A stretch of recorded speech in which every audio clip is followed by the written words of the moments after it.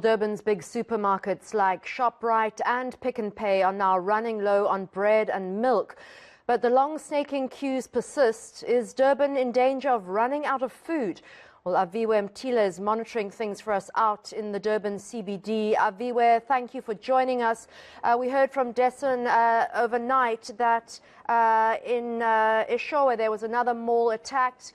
What's the situation like with food security in KZN from what you can tell on the ground? Well, eNCA, the deliberate sabotage of the economy is already felt on the ground here. I'm outside a spa in North Beach where they've been spared by the riots that we've seen over the last number of days. But what's happening now is that the queues are already snaking, people scrambling for the essentials. They've come out in the early hours of the morning to get your basics like bread, which is becoming a vast scarcity here. I want to actually catch up with some of them to understand their plight. I was even speaking to an elderly gentleman here, 81-year-old, who tells me that he's on chronic medication. He can't even access that coming out from 5 a.m. But I'm going to talk to some of them. Mama, thank you for joining us at eNCA. But what do you lack? What are you here for? What don't you have at home? Hey, Scarlett's well and that's well. Andinabisi. Andinamilimili izinto nje ezifunekayo isonka usithenga endleleni nge-30 ilofu so nje ndifuna nje ufumana izinto enza ukwazi ba njengoba uhlele endlini ungayazi imeko ithini imisebenzi yethu idamagewe asiyazi soyophangela phi at least ube nento yokutya endlini because it's frustrating. Sure, a myriad of issues painted out there from your basics such as onions. I want to catch up with this lady to find out what's your situation looking like at home at your cupboard. It's actually bad. A lot of things I don't have there. But I don't really want to have a lot of things right now. I just want to go home. I'm from the Eastern Cape. Because with the burning of the buildings now, it's really scary. And as for work, I don't really know whether I still have work because they've taken all the computers in my workplace. It's really damaged. Okay.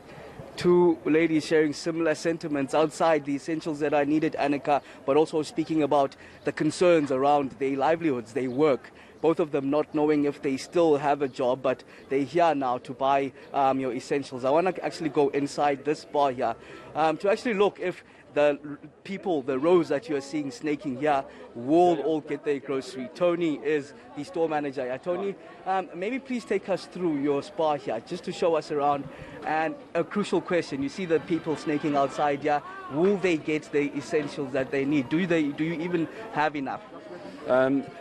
I don't think so. Well, no, we won't. We're actually going to be cutting off the line today. We're going to be cutting off the line today at about 12 o'clock because we don't have enough essentials. So the shelves are, we'll see as we go through. Most essentials are out already. We're waiting for our deliveries. We actually don't know when we're going to get them. So what are the conversations, as you take us through, Tony, quickly, what are the conversations then with your suppliers? What's it realistically looking like? Can we go through to see some of the shelves? Sorry, let's go this way.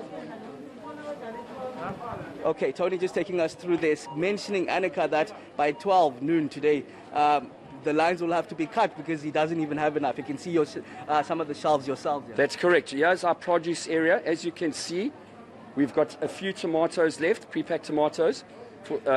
No potatoes, no onions. We've been promised that we'll get them later today. Well, not promised. No one can guarantee anything, but we're praying it comes through. So in the produce, we're out of essentials, as you can see.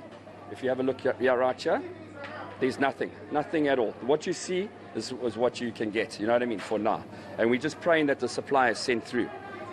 As soon as the roads are open, we need to get the N3 open because most of our produce comes up from upland, okay? And we need to get escorts to support the trucks to get through. Okay, Tony is the store manager at this bar in North Beach while his store was basically saved from the lootings that we've seen ongoing. You see the queues that are snaking outside. And the reality, eNCA, is that most of those queues, the people that you see outside, will be met by empty shelves here as the reality sinks in of the deliberate economic sabotage that's been happening in KZN, reality felt on the ground here. Aviwe, a question for you with regards to the hospitality industry. I presume that you're staying at a guest house or a B&B somewhere. Are they struggling at all to provide you with food? Are restaurants struggling to get food? I mean, they've just only opened up under the new level 4 lockdown. It's actually coincidentally a conversation I had at the garden courts where we're staying in Umhlanga with the manager, saying that while we were preparing supper, they mentioning that they'll have a buffet of whatever they have at this stage because they're concerned around food supply.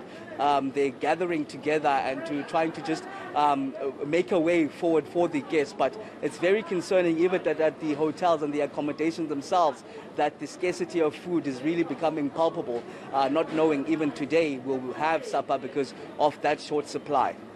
All right, so essential foods going there, and that spa in North Beach closing at 12 o'clock because they're just not going to have enough produce for those people desperate for essentials there in KZN.